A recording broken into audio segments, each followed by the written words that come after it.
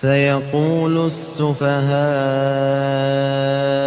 من الناس ما ولاهم عن قبلتهم التي كانوا عليها قل لله المشرق والمغرب يهدي من يشاء إلى صراط مستقيم وكذلك جعلناكم أمة وسطا لتكونوا شهداء على الناس ويكون الرسول عليكم شهيدا وما جعلنا القبلة التي كنت عليها إلا لنعلم من يتبع الرسول ممن ينقلب على عقبيه وإن كانت لكبيرة إلا على الذين هدى الله وما كان الله ليضيع إيمانكم إن الله بالناس لرءوف رحيم قد نرى تقلب وجهك في السماء فلنولينك قبلة ترضاها فول وجهك شطر المسجد الحرام وحيث ما كنتم فولوا وجوهكم شطره وإن الذين أوتوا الكتاب ليعلمون أنه الحق من ربهم وما الله بغافل عما يعملون ولئن أتيت الذين أوتوا الكتاب بكل آية ما تبعوا قبلتك وما أنت بتابع قبلتهم وما بعضهم بتابع قبلة بعض ولئن اتبعت أهواءهم من بعد ما جاءك من العلم إنك إذا لمن الظالمين الذين آتيناهم الكتاب يعرفونه كما يعرفون أبناءهم وإن فريقا منهم ليكتمون الحق وهم يعلمون الحق من ربك فلا تكونن من الممترين ولكل وجهة هو موليها فاستبقوا الخيرات أينما تكونوا يأت بكم الله جميعا إن الله على كل شيء قدير ومن حيث خرجت فول وجهك شطر المسجد الحرام وإنه للحق من ربك وما الله بغافل عما تعملون ومن حيث خرجت فول وجهك شطر المسجد الحرام وحيث ما كنتم فولوا وجوهكم شطره لئلا يكون للناس عليكم حجة إلا الذين ظلموا منهم فلا تخشوهم واخشوني ولأتم نعمتي عليكم ولعلكم تهتدون كما أرسلنا فيكم رسولا منكم يتلو عليكم آياتنا ويزكيكم ويعلمكم الكتاب والحكمة ويعلمكم ما لم تكونوا تعلمون فاذكروني أذكركم واشكروا لي ولا تكفرون يا أيها الذين آمنوا استعينوا بالصبر والصلاة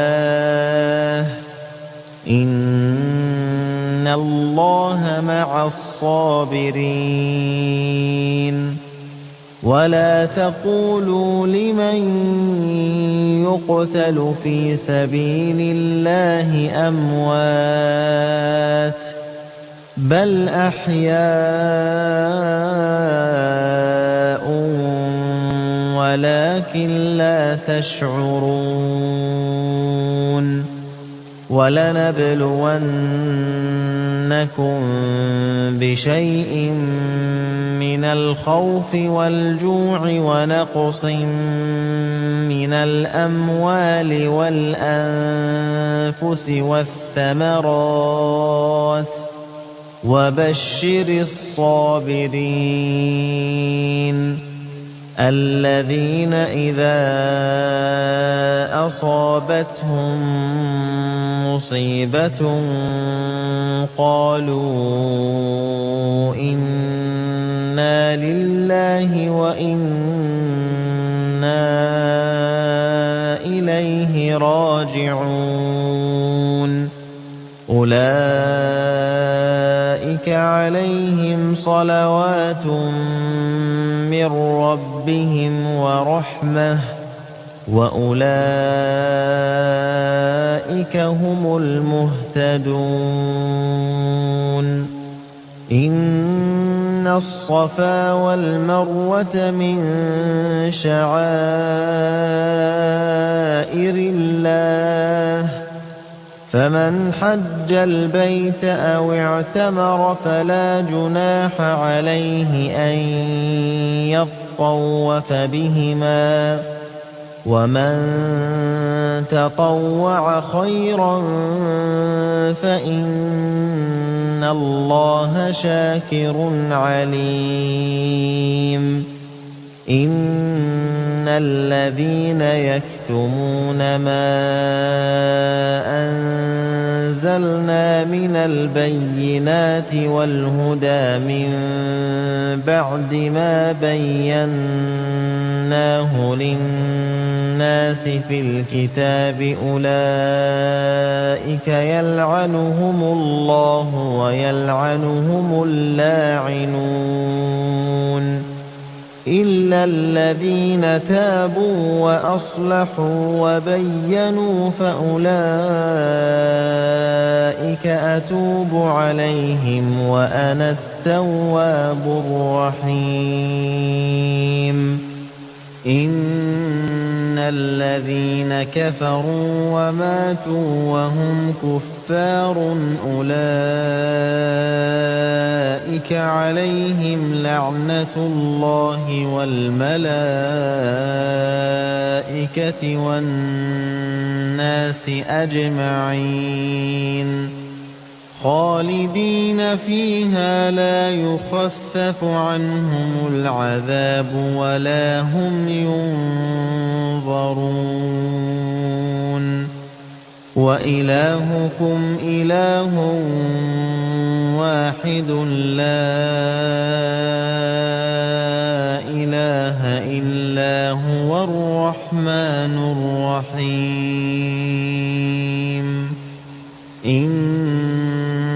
في خلق السماوات والأرض واختلاف الليل والنهار والفلك التي تجري في البحر بما ينفع الناس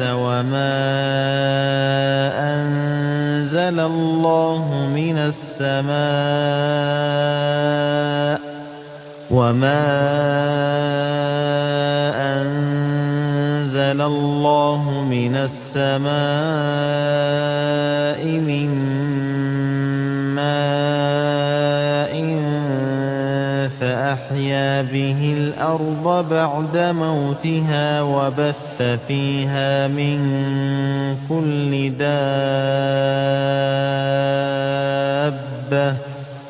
وبث فيها من كل دابة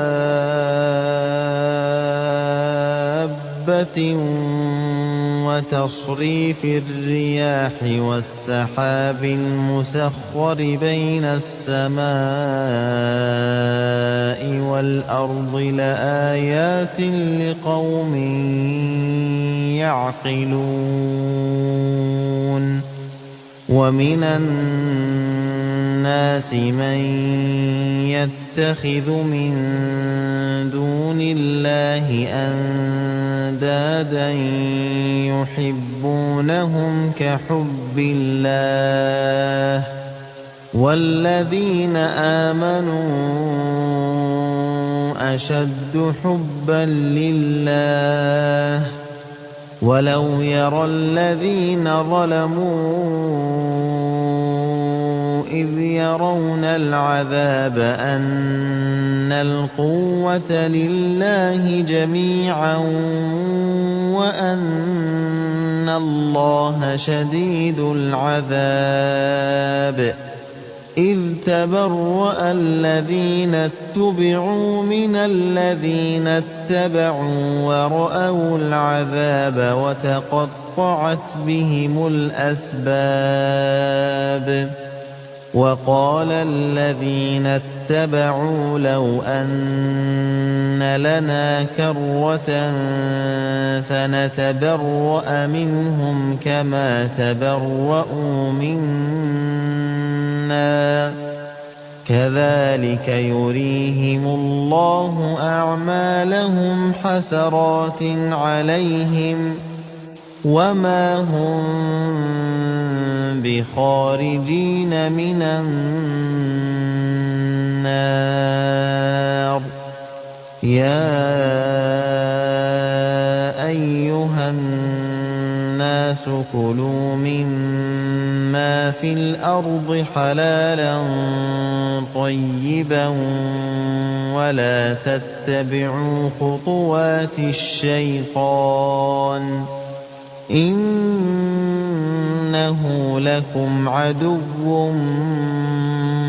مبين إنما يأمركم بالسوء والفحشاء وأن تقولوا على الله ما لا تعلمون وإذا قيل لهم اتبعوا ما أنزل الله قالوا بل نتبع ما ألفينا عليه آباءنا أولو كان آباؤهم لا يعقلون شيئا ولا يهتدون ومثل الذين كفروا كمثل الذي ينعق بما لا يسمع إلا دعاء ونداء صم بكم عمي يعقلون يا أيها الذين آمنوا كلوا من طيبات ما رزقناكم واشكروا لله إن كنتم إياه تعبدون إنما حرم عليكم الميتة والدم ولحم الخنزير وما أهل به لغير الله فمن اضطر غير باغ ولا عاد فلا إثم عليه إن الله غفور رحيم إن الذين يكتمون ما أنزل الله من الكتاب ويشترون به ثمنا قليلا أولئك ما يأكلون في بطونهم إلا النار أولئك ما يأكلون في بطونهم إلا النار ولا يكلمهم الله يوم القيامة ولا يزكيهم ولهم عذاب أليم أولئك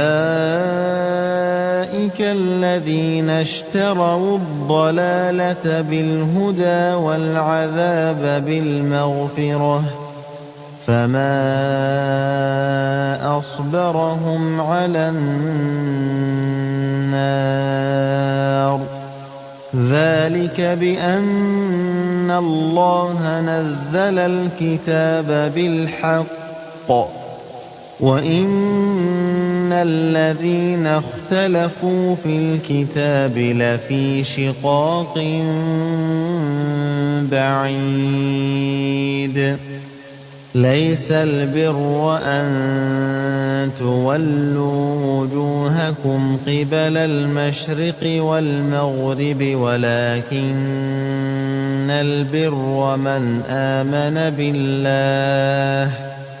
ولكن البر من آمن بالله واليوم الآخر والملائكة والكتاب والنبيين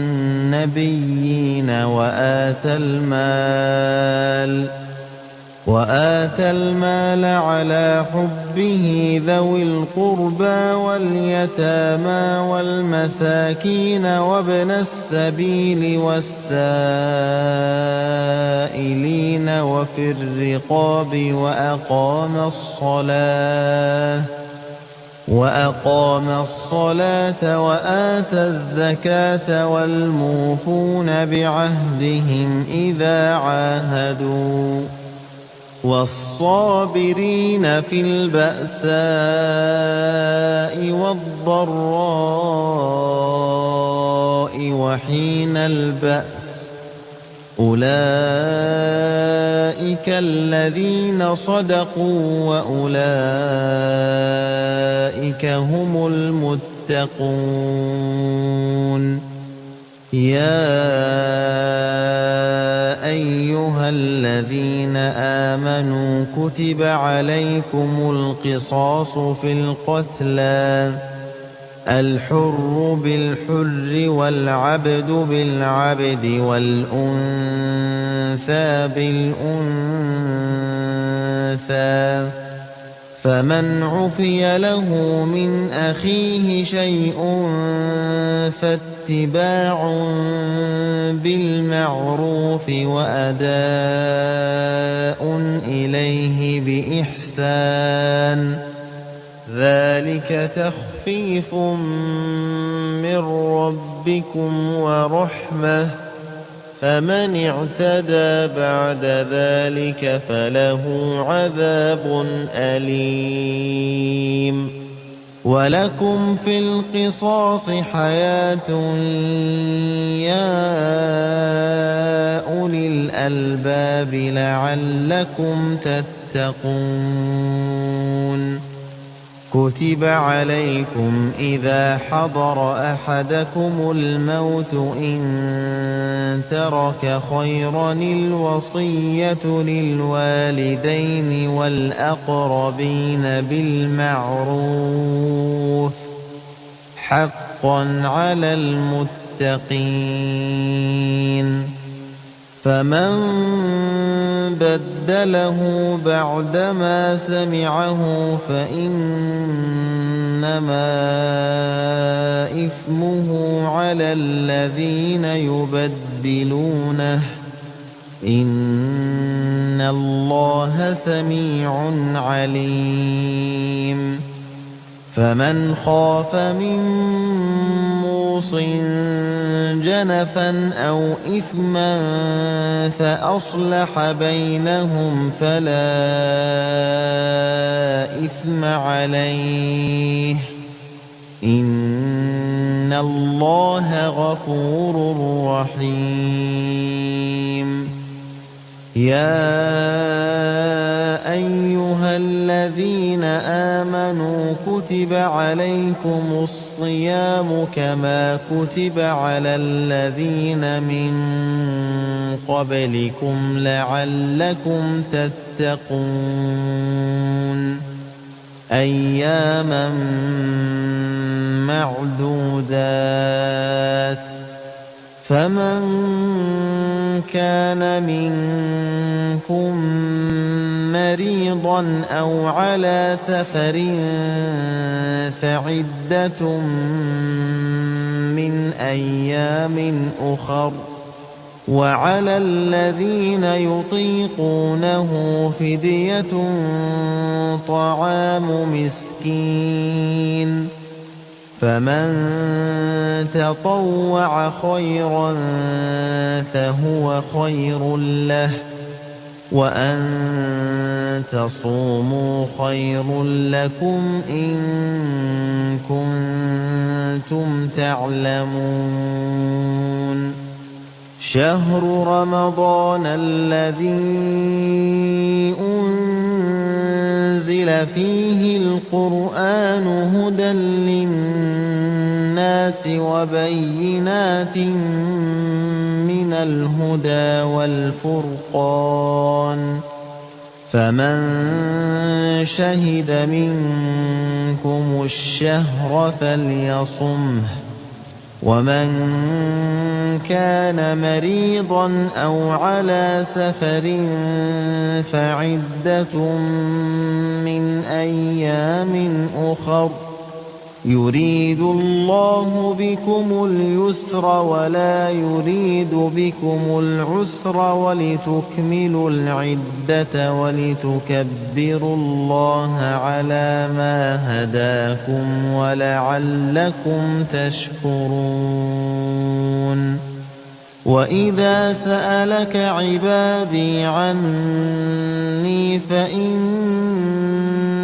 قَرِيبٌ أُجِيبُ دَعْوَةَ الدَّاعِ إِذَا دَعَانِ، فَلْيَسْتَجِيبُوا لِي وَلْيُؤْمِنُوا بِي لَعَلَّهُمْ يَرْشُدُونَ. أُحِلَّ لَكُمْ لَيْلَةَ الصِّيَامِ الرَّفَثُ إِلَىٰ نِسَائِكُمْ ۚ هُنَّ لِبَاسٌ لَّكُمْ وَأَنتُمْ لِبَاسٌ لَّهُنَّ ۗ عَلِمَ اللَّهُ أَنَّكُمْ كُنتُمْ تَخْتَانُونَ أَنفُسَكُمْ فَتَابَ عَلَيْكُمْ وَعَفَا عَنكُمْ ۖ فَالْآنَ بَاشِرُوهُنَّ وَابْتَغُوا مَا كَتَبَ اللَّهُ لَكُمْ ۚ وَكُلُوا وَاشْرَبُوا حَتَّىٰ يَتَبَيَّنَ لَكُمُ الْخَيْطُ الْأَبْيَضُ مِنَ الْخَيْطِ الْأَسْوَدِ مِنَ الْفَجْرِ ۖ ثم أتموا الصيام إلى الليل ولا تباشروهن وأنتم عاكفون في المساجد تلك حدود الله فلا تقربوها كذلك يبين الله آياته للناس لعلهم يتقون ولا تأكلوا أموالكم بينكم بالباطل وتدلوا بها إلى الحكام لتأكلوا فريقا من أموال الناس بالإثم وأنتم تعلمون يسألونك عن الأهلة قل هي مواقيت للناس والحج وليس البر بأن تأتوا البيوت من ظهورها ولكن البر من اتقى وأتوا البيوت من أبوابها واتقوا الله لعلكم تفلحون وقاتلوا في سبيل الله الذين يقاتلونكم ولا تعتدوا إن الله لا يحب المعتدين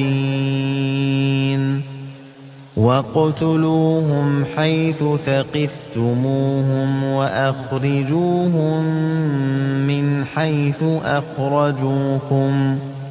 والفتنة أشد من القتل ولا تقاتلوهم عند المسجد الحرام حتى يقاتلوكم فيه فإن قاتلوكم فاقتلوهم كذلك جزاء الكافرين فإن انتهوا فإن الله غفور رحيم وقاتلوهم حتى لا تكون فتنة ويكون الدين لله فإن انتهوا فلا عدوان إلا على الظالمين الشهر الحرام بالشهر الحرام والحرمات قصاص فمن اعتدى عليكم فاعتدوا عليه بمثل ما اعتدى عليكم واتقوا الله واعلموا أن الله مع المتقين وأنفقوا في سبيل الله ولا تلقوا بأيديكم إلى التهلكة وأحسنوا إن الله يحب المحسنين وأتموا الحج والعمرة لله فإن أحصرتم فما استيسر من الهدي ولا تحلقوا رؤوسكم حتى يبلغ الهدي محله فمن كان منكم مريضا أو به أذى من رأسه ففدية من صيام أو صدقة أو نسك فإذا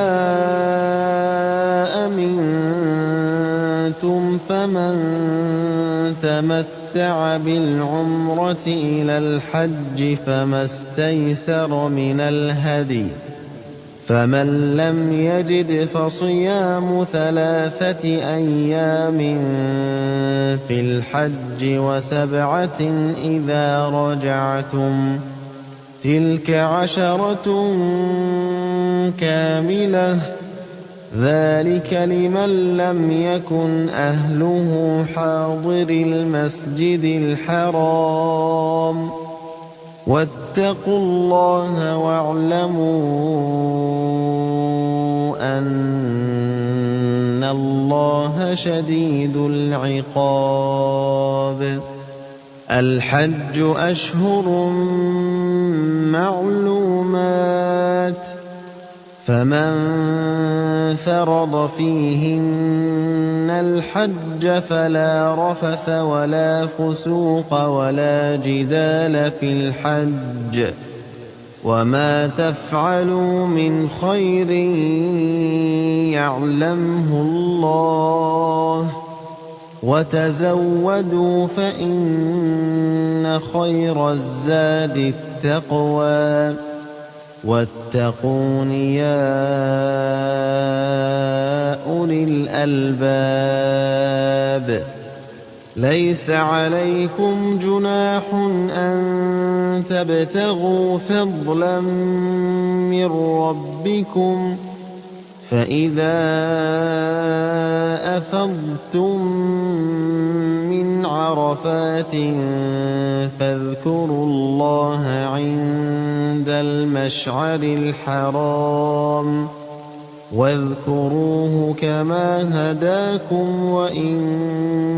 كنتم من قبله لمن الضالين.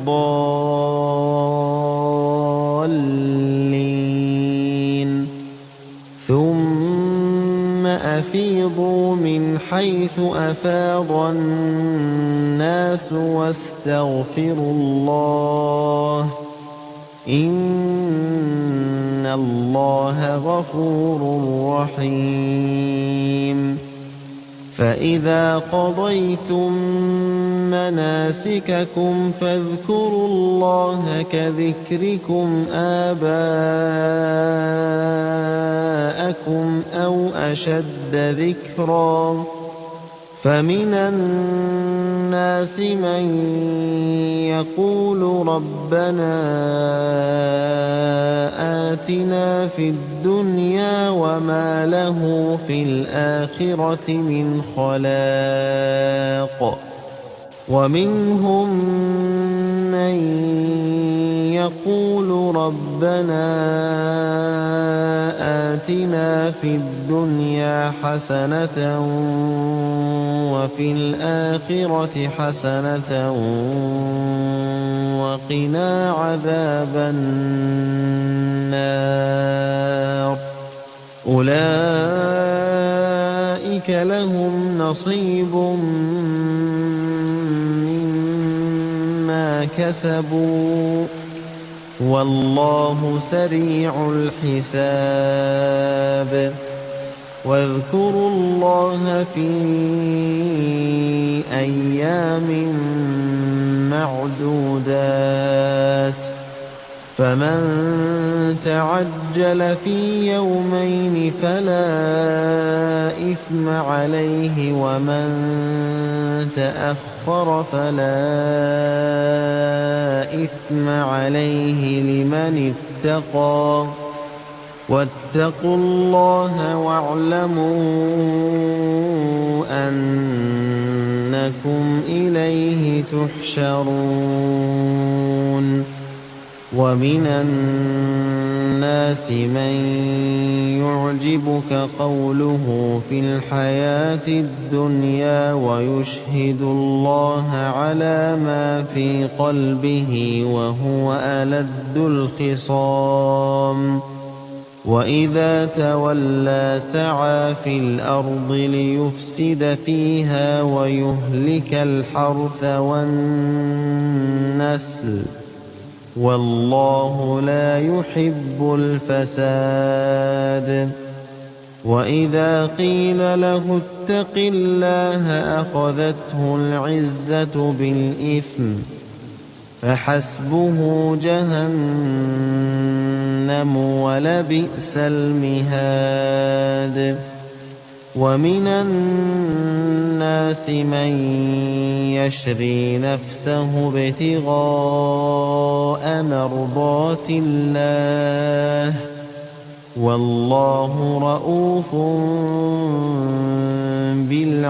بالعباد. يا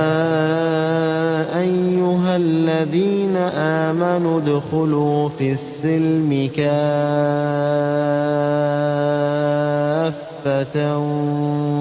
ولا تتبعوا خطوات الشيطان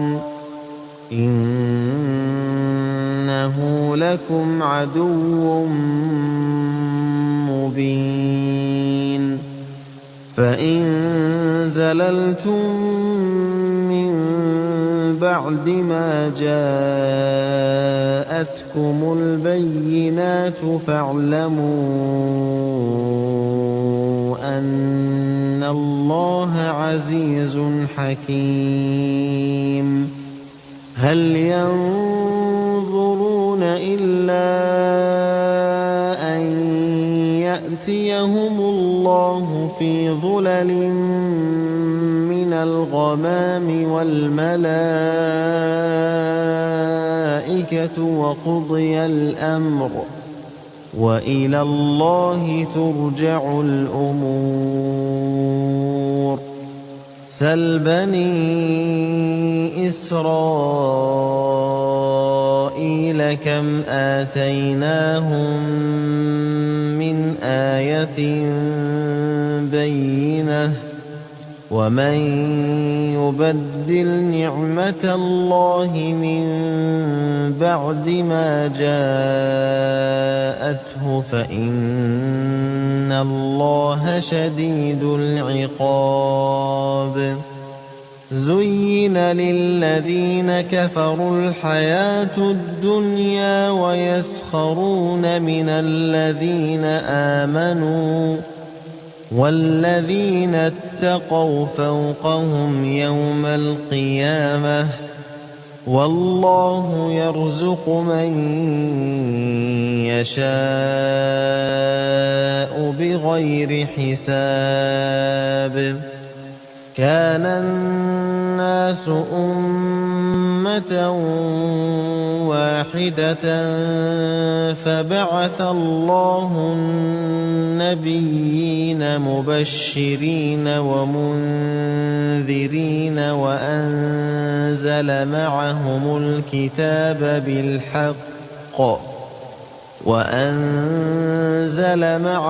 الكتاب بالحق ليحكم بين الناس فيما اختلفوا فيه وما اختلف فيه إلا الذين أوتوه من بعد ما جاءتهم البينات بغيا بينهم فهدى الله الذين آمنوا لما اختلفوا فيه من الحق بإذنه والله يهدي من يشاء إلى صراط مستقيم. أم حسبتم أن تدخلوا الجنة ولما يأتكم مثل الذين خلوا من قبلكم مستهم البأساء والضراء وزلزلوا حتى يقول الرسول والذين آمنوا معه متى نصر الله ألا إن نصر الله قريب. يسألونك ماذا ينفقون قل ما أنفقتم من خير فللوالدين والأقربين واليتامى والمساكين وابن السبيل وما تفعلوا من خير فإن الله به عليم كتب عليكم القتال وهو كره لكم وعسى أن تكرهوا شيئا وهو خير لكم وعسى أن تحبوا شيئا وهو شر لكم والله يعلم وأنتم لا تعلمون يسألونك عن الشهر الحرام قتال فيه قل قتال فيه كبير وصد عن سبيل الله وكفر به والمسجد الحرام وإخراج أهله منه أكبر عند الله والفتنة أكبر من القتل ولا يزالون يقاتلونكم حتى يردوكم عن دينكم إن استطاعوا ومن يرتدد منكم عن دينه فيمت وهو كافر فأولئك حبطت أعمالهم في الدنيا والآخرة وأولئك أصحاب النار هم فيها خالدون إن الذين آمنوا والذين هاجروا وجاهدوا في سبيل الله أولئك يرجون رحمة الله والله غفور رحيم يسألونك عن الخمر والميسر قل فيهما إثم كبير ومنافع للناس وإثمهما أكبر من نفعهما ويسألونك ماذا ينفقون قل العفو كذلك يبين الله لكم الآيات لعلكم تتفكرون في الدنيا والآخرة ويسألونك عن اليتامى قل إصلاح لهم خير وإن تخالطوهم فإخوانكم والله يعلم المفسد من المصلح ولو شاء الله لأعنتكم إن الله عزيز حكيم ولا تنكحوا المشركات حتى يؤمن ولأمة مؤمنة خير من مشركة ولو أعجبتكم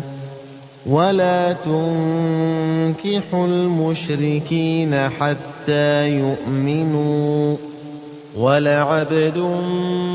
مؤمن خير من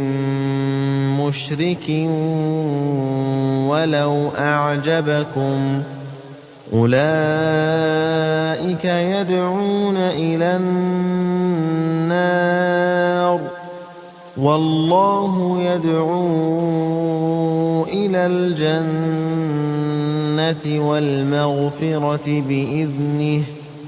وَيُبَيِّنُ آيَاتِهِ لِلنَّاسِ لَعَلَّهُمْ يَتَذَكَّرُونَ وَيَسْأَلُونَكَ عَنِ الْمَحِيضِ قُلْ هُوَ أَذًى فَاعْتَزِلُوا النِّسَاءَ فِي الْمَحِيضِ وَلَا تَقْرَبُوهُنَّ حَتَّىٰ يَطْهُرْنَ فَإِذَا تَطَهَّرْنَ فَأْتُوهُنَّ مِنْ حَيْثُ أَمَرَكُمُ اللَّهُ إِنَّ اللَّهَ يُحِبُّ التَّوَّابِينَ وَيُحِبُّ الْمُتَطَهِّرِينَ نِسَاؤُكُمْ حَرْثٌ لَكُمْ فَأْتُوا حَرْثَكُمْ أَنَّىٰ شِئْتُمْ وَقَدِّمُوا لِأَنفُسِكُمْ وَاتَّقُوا اللَّهَ وَاعْلَمُوا أَنَّكُم مُّلَاقُوهُ وَبَشِّرِ الْمُؤْمِنِينَ وَلَا تَجْعَلُوا اللَّهَ عُرْضَةً لِّأَيْمَانِكُمْ أَن تَبَرُّوا وَتَتَّقُوا وَتُصْلِحُوا بَيْنَ النَّاسِ وَاللَّهُ سَمِيعٌ عَلِيمٌ لا يؤاخذكم الله باللغو في أيمانكم ولكن يؤاخذكم بما كسبت قلوبكم والله غفور حليم للذين يؤلون من نسائهم تربص 4 أشهر فإن فاءوا فإن الله غفور رحيم وإن عزموا الطلاق فإن الله سميع عليم والمطلقات يتربصن بأنفسهن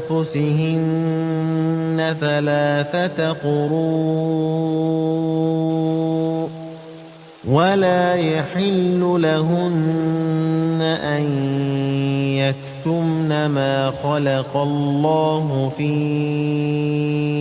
أرحامهن إن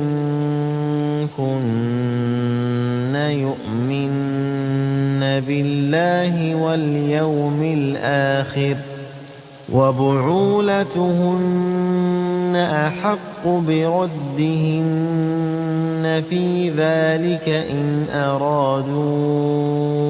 إصلاحا ولهن مثل الذي عليهن بالمعروف وللرجال عليهن درجة والله عزيز حكيم الطلاق 2 فإمساك بمعروف أو تسريح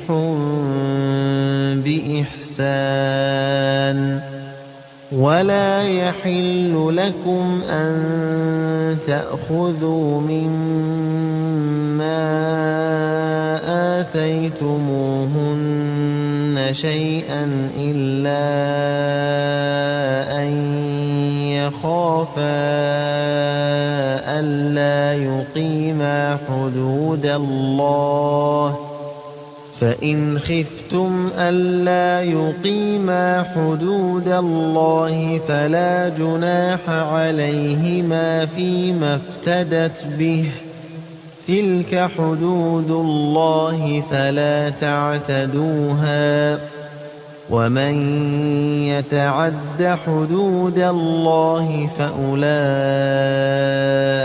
هم الظالمون. فإن طلقها فلا تحل له من بعد حتى تنكح زوجا غيره، فإن طلقها فلا جناح عليهما أن يتراجعا إن ظنا أن يقيما حدود الله، وتلك حدود الله يبينها لقوم يعلمون. وإذا طلقتم النساء فبلغن أجلهن فأمسكوهن بمعروف أو سرحوهن بمعروف، ولا تمسكوهن ضرارا لتعتدوا، ومن يفعل ذلك فقد ظلم نفسه. ولا تتخذوا آيات الله هزوا، واذكروا نعمة الله عليكم وما أنزل عليكم من الكتاب والحكمة يعظكم به، واتقوا الله واعلموا أن الله بكل شيء عليم. وإذا طلقتم النساء فبلغن أجلهن فلا تعضلوهن أن ينكحن أزواجهن إذا تراضوا بينهم بالمعروف، ذلك يوعظ به من كان منكم يؤمن بالله واليوم الآخر، ذلكم أزكى لكم وأطهر، والله يعلم وأنتم لا تعلمون. والوالدات يرضعن أولادهن حولين كاملين لمن أراد أن يتم الرضاعة، وعلى المولود له رزقهن وكسوتهن بالمعروف، لا تكلف نفس إلا وسعها، لا تضار والدة بولدها ولا مولود له بولده، وعلى الوارث مثل ذلك، فإن أرادا فصالا عن تراض منهما وتشاور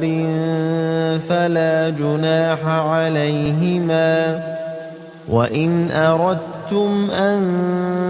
تسترضعوا أولادكم فلا جناح عليكم إذا سلمتم ما آتيتم بالمعروف، واتقوا الله واعلموا أن اللَّهَ بِمَا تَعْمَلُونَ بَصِيرٌ وَالَّذِينَ يُتَوَفَّوْنَ مِنكُمْ وَيَذَرُونَ أَزْوَاجًا يَتَرَبَّصْنَ بِأَنفُسِهِنَّ 4 أشهر وعشرا فإذا بلغن أجلهن فلا جناح عليكم فيما فعلن في أنفسهن بالمعروف والله بما تعملون خبير ولا جناح عليكم فيما عرضتم به من خطبة النساء أو أكننتم في أنفسكم علم الله أنكم ستذكرونهن ولكن لا تواعدوهن سرا إلا أن تقولوا قولا معروفا ولا تعزموا عقدة النكاح حتى يبلغ الكتاب أجله واعلموا أن الله يعلم ما في أنفسكم فاحذروه واعلموا أن الله غفور حليم لا جناح عليكم إن طلقتم النساء ما لم تمسوهن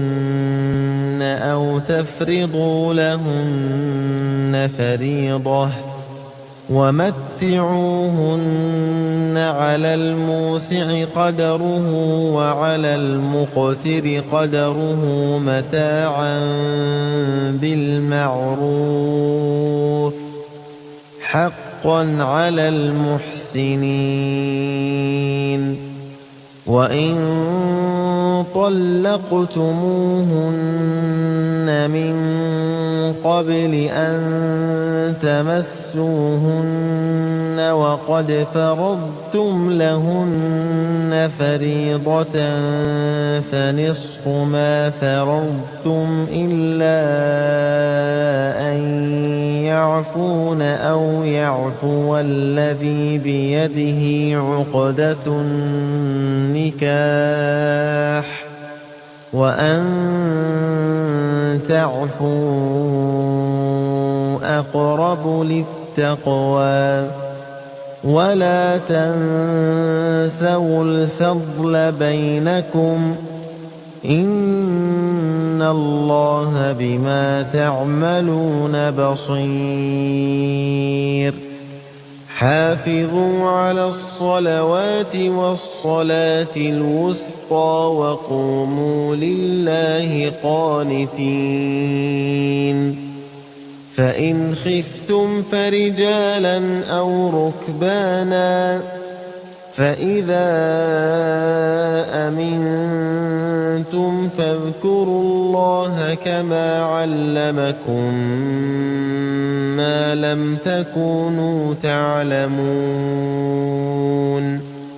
والذين يتوفون منكم ويذرون بهم متاعا إلى الحول غير إخراج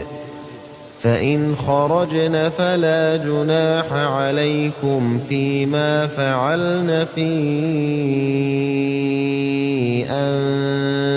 أنفسهن من معروف والله عزيز حكيم وَلِلْمُطَلَّقَاتِ مَتَاعٌ بِالْمَعْرُوفِ حَقًّا عَلَى الْمُتَّقِينَ كَذَلِكَ يُبَيِّنُ اللَّهُ لَكُمْ آيَاتِهِ لَعَلَّكُمْ تَعْقِلُونَ أَلَمْ تَرَ إِلَى الَّذِينَ خَرَجُوا مِن دِيَارِهِمْ وَهُمْ أُلُوفٌ حَذَرَ الْمَوْتِ فَقَالَ لَهُمُ اللَّهُ مُوتُوا ثُمَّ أَحْيَاهُمْ إِنَّ اللَّهَ لَذُو فَضْلٍ عَلَى النَّاسِ وَلَكِنَّ أَكْثَرَ النَّاسِ لَا يَشْكُرُونَ وَقَاتِلُوا فِي سَبِيلِ اللَّهِ وَاعْلَمُوا أَنَّ اللَّهَ سَمِيعٌ عَلِيمٌ مَنْ ذَا الَّذِي يُقْرِضُ اللَّهَ قَرْضًا حَسَنًا فَيُضَاعِفَهُ لَهُ أَضْعَافًا كَثِيرَةً وَاللَّهُ يَقْبِضُ وَيَبْسُطُ وَإِلَيْهِ تُرْجَعُونَ أَلَمْ تَرَ إِلَى الْمَلَإِ مِن بَنِي إِسْرَائِيلَ مِن بَعْدِ مُوسَىٰ إِذْ قَالُوا لِنَبِيٍّ لَّهُمُ ابْعَثْ لَنَا مَلِكًا نُّقَاتِلْ فِي سَبِيلِ اللَّهِ قَالَ هَلْ عَسَيْتُمْ إِن كُتِبَ عَلَيْكُمُ الْقِتَالُ أَلَّا تُقَاتِلُوا ۖ قَالُوا وَمَا لَنَا أَلَّا نُقَاتِلَ فِي سَبِيلِ اللَّهِ وَقَدْ أُخْرِجْنَا مِن دِيَارِنَا وَأَبْنَائِنَا فَلَمَّا كُتِبَ عَلَيْهِمُ الْقِتَالُ تَوَلَّوْا إِلَّا قَلِيلًا مِّنْهُمْ ۗ وَاللَّهُ عَلِيمٌ بِالظَّالِمِينَ وَقَالَ لَهُمْ نَبِيُّهُمْ إِنَّ اللَّهَ قَدْ بَعَثَ لَكُمْ طَالُوتَ مَلِكًا قَالُوا أَنَّىٰ يَكُونُ لَهُ الْمُلْكُ عَلَيْنَا وَنَحْنُ أَحَقُّ بِالْمُلْكِ مِنْهُ وَلَمْ يُؤْتَ سَعَةً مِّنَ الْمَالِ ۚ قَالَ إِنَّ اللَّهَ اصْطَفَاهُ عَلَيْكُمْ وَزَادَهُ بَسْطَةً فِي الْعِلْمِ وَالْجِسْمِ ۖ وَاللَّهُ يُؤْتِي مُلْكَهُ مَن يَشَاءُ ۚ وَاللَّهُ وَاسِعٌ عَلِيمٌ وَقَالَ لَهُمْ نَبِيُّهُمْ إِنَّ آيَةَ مُلْكِهِ أَن يَأْتِيَكُمُ التَّابُوتُ فِيهِ سَكِينَةٌ مِّن رَّبِّكُمْ وَبَقِيَّةٌ مِّمَّا تَرَكَ آلُ مُوسَىٰ وَآلُ هَارُونَ تَحْمِلُهُ الْمَلَائِكَةُ ۚ إِنَّ فِي ذَٰلِكَ لَآيَةً لَّكُمْ إِن كُنتُم مُّؤْمِنِينَ فَلَمَّا فَصَلَ طَالُوتُ بِالْجُنُودِ قَالَ إِنَّ اللَّهَ مُبْتَلِيكُم بِنَهَرٍ فَمَن شَرِبَ مِنْهُ فمن شرب منه فليس مني ومن لم يطعمه فإنه مني إلا من اغترف غرفة بيده فشربوا منه إلا قليلا منهم فلما جاوزه هو والذين آمنوا معه قالوا لا طاقة لنا اليوم بجالوت وجنوده قال الذين يظنون أنهم ملاقو الله كم من فئة قليلة غلبت فئة كثيرة بإذن الله والله مع الصابرين ولما برزوا لجالوت وجنوده قالوا ربنا أفرغ علينا صبرا وثبت أقدامنا وانصرنا على القوم الكافرين فهزموهم بإذن الله وقتل داود جالوت وآتاه الله الملك والحكمة وعلمه مما يشاء ولولا دفع الله الناس بعضهم ببعض لفسدت الأرض ولكن الله ذو فضل على العالمين تلك آيات الله نتلوها عليك بالحق وإنك لمن المرسلين